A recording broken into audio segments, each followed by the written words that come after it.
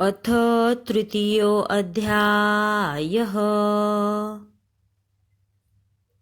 श्लोक क्रमांक 17 आणि 18।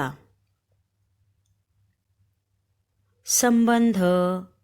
असे हे देवता साधनाचे व व्यवहार धर्माचे महत्त्व सांगितले, तर त्यातील धर्माचरणाची ज्ञानयोग्यांना बिलकुल गरज नाही। अशा ज्ञानयोग्यांचे वर्तन कसे असते तेच आता भगवंत सांगत आहेत।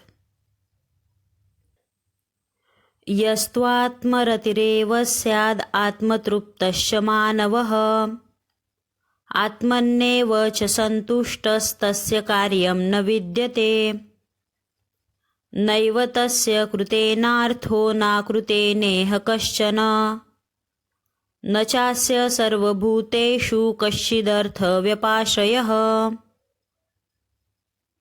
भावार्थ।